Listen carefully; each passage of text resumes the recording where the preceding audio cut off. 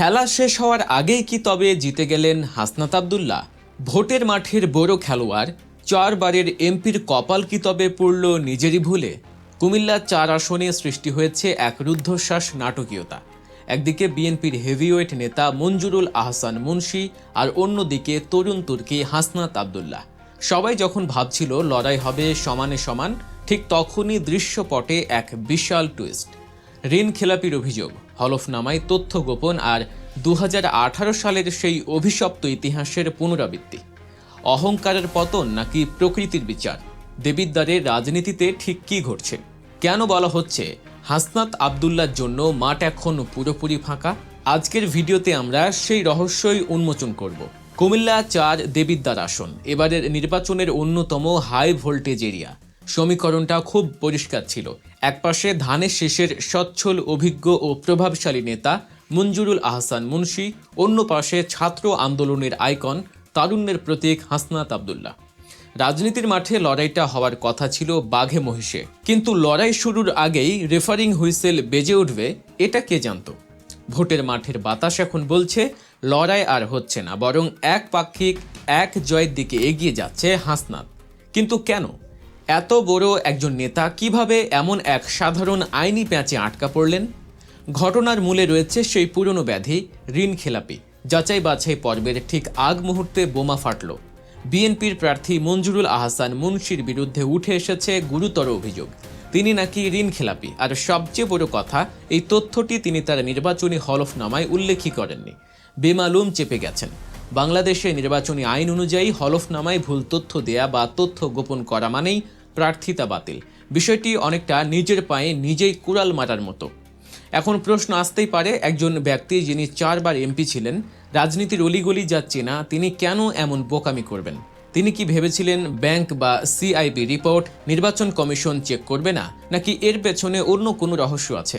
এখানেই আমাদের একটু ফ্ল্যাশব্যাক করতে হবে। ইতিহাসের চাকা যে ঘুরে ফিরে একই জায়গায় আসে, তার প্রমাণ 2018 সাল।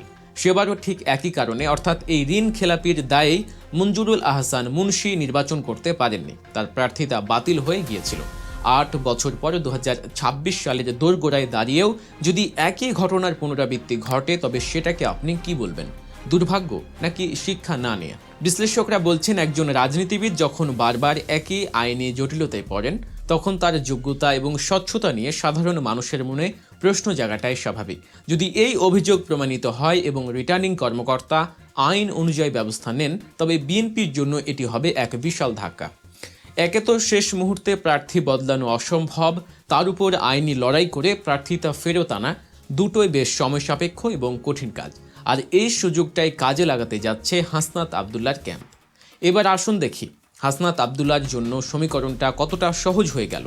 দেবিদ্বারের রাজনীতিতে জামায়াত ইসলামীর একটা বিশাল ভোট ব্যাংক রয়েছে, যা প্রায় 30 থেকে 40 হাজার বা তারও বেশি। জামায়াত অত্যন্ত বিচক্ষণতার সাথে তাদের প্রার্থী সাবেক উপজেলা ভাইস চেয়ারম্যানকে প্রত্যাহার করে নিয়েছে এবং পূর্ণ সমর্থন দিয়েছে হাসনাত আব্দুল্লাহকে। অর্থাৎ জামায়াতের সেই বিশাল রিজার্ভ ভোট এখন হাসনাতের পকেটে। এখন ভাবুন, বিএনপির প্রার্থী যদি আইনি লড়াইয়ে টিকতে না পারে, তবে মাঠে হাসনাতের প্রতিপক্ষ কে? কেউ না। তখন আর এটি নির্বাচন থাকবে না, হয়ে যাবে ওয়াক ওভার বা একতরফা জয়। বিএনপি হয়তো শেষ মুহূর্তে আপিল করবে, ডামি প্রার্থী খুঁজবে, কিন্তু মূল ক্যান্ডিডেট বাদ পড়লে কর্মীদের যে মনোবল ভেঙে যায়, তা জোড়া লাগানো প্রায় অসম্ভব। হাসনাত আব্দুল্লাহর ক্যাম্প এখন বেশ ফুরফুরে মেজাজে। তারা জানেন, আইনি লড়াইয়ে মুন্সি সাহেব টিকতে না পারলে দেবিদ্বারে বিজয় কেবল সময়ের ব্যাপার। তবে এই ঘটনার পেছনে একটা গভীর মনস্তাত্ত্বিক ও সামাজিক বিশ্লেষণ আছে। এটাকে বলা হয় পয়েটিক জাস্টিস বা কাব্যিক বিচার। কিছুদিন আগেও এই মঞ্জুরুল আহসান মুন্সি জনসম্মুখে হাসনাত আব্দুল্লাহকে নিয়ে তুচ্ছ তাচ্ছিল্য করেছিলেন। তিনি বলেছিলেন, এরা কোত্থেকে এসেছে, এদের কে চেনে, এদের বংশমর্যাদা কি? হাসনাতকে গরিবের ছেলে বা অচেনা ছেলে বলে উপহাস করেছিলেন তিনি। মুন্সি সাহেবের হয়তো ধারণা ছিল রাজনীতি কেবল ধনীদের খেলা, টাকার পাহাড় আর বংশ গৌরব থাকলেই ভোটে জেতা যায়। হাসনাতের মতো সাধারণ মধ্যবিত্ত পরিবারের ছেলের কি সাধ্য আছে তার সাথে লড়ার? কিন্তু তিনি ভুলে গিয়েছিলেন সময় বদলায়। আজ পরিস্থিতি এমন দাঁড়িয়েছে যে সেই অচেনা ছেলে হাসনাত আব্দুল্লাহ জামায়াত ইসলামীর সমর্থনে এবং তরুণ প্রজন্মের ভালোবাসায় এমপি হওয়ার পথে। আর 4 বারের এমপি মুন্সি সাহেব ঋণ খেলাপির দায়ে গ্যালারিতে বসে খেলা দেখার উপক্রম হয়েছেন। মঞ্জুরুল আহসান মুন্সির এই পতন কি তার অহংকারের ফল? তিনি যখন হাসনাতকে তুচ্ছ করছিলেন তখন দেবিদ্বারের সাধারণ মানুষ, বিশেষ করে তরুণ ভোটাররা বিষয়টি ভালোভাবে নেয়নি। রাজনীতিতে প্রতিপক্ষকে ঘায়েল করা স্বাভাবিক, কিন্তু কারো পারিবারিক অবস্থান বা দারিদ্র্য নিয়ে খোঁটা দেয়াটা নিচু মানসিকতার পরিচয়। মুন্সি সাহেব টাকার গরমে হয়তো ভেবেছিলেন নমিনেশন কেনা যায়, কিন্তু মানুষের মন কেনা যায় না। আজ হাসনাতের সততাই তার সবচেয়ে বড় শক্তিতে পরিণত হয়েছে। তার কোনো ব্যাংকের ঋণ নেই, কোনো কালো টাকার পাহাড় নেই। তিনি সাধারণ মানুষের ভাষায় কথা বলেন। জুলাই বিপ্লবের স্পিরিট তার সাথে আছে। একজন সাধারণ ঘরের ছেলে যখন সংসদে যাবে তখন সে সাধারণ মানুষের দুঃখ কষ্ট বুঝবে। ভোটারদের এই সেন্টিমেন্টই এখন দেবিদ্বারের প্রধান চালিকা শক্তি। অন্যদিকে মুন্সি সাহেবের টাকার পাহাড় বা ঋণ, এটাই এখন তার পতনের কারণ হয়ে দাঁড়িয়েছে। দেবিদ্বারের রাজনীতি এতদিন ছিল পরিবারতন্ত্র, পেশি শক্তি আর কালো টাকার দখলে। হাসনাতের বিজয় মানে হলো মেধা, যোগ্যতা এবং সততার বিজয়। এটি কেবল দেবিদ্বারের নয়, পুরো বাংলাদেশের রাজনীতির জন্য একটি বার্তা। টাকা দিয়ে আপনি হয়তো অনেক দূর যেতে পারবেন, কিন্তু শেষ পর্যন্ত সততা আর বিনয় টিকে থাকে। বর্তমানে দেবিদ্বারে চলছে কাগজপত্রের যুদ্ধ। মঞ্জুরুল আহসান মুন্সির ভাগ্য এখন ঝুলছে রিটার্নিং কর্মকর্তার কলমের ডগায়। অভিযোগ যদি সত্য হয় এবং তিনি যদি সত্যি তথ্য গোপন করে থাকেন, তবে আইন তার নিজস্ব গতিতে চলবে। আর সেটা হলে কুমিল্লা 4 আসনে আমরা এক নতুন ইতিহাস দেখতে যাচ্ছি। একজন বর্ষিয়ান নেতার বিদায় এবং এক তরুণ বিপ্লবীর উত্থান, সবকিছুই নির্ভর করছে আগামী কয়েক ঘন্টার উপর। তবে রাজনীতিতে শেষ কথা বলে কিছু নেই।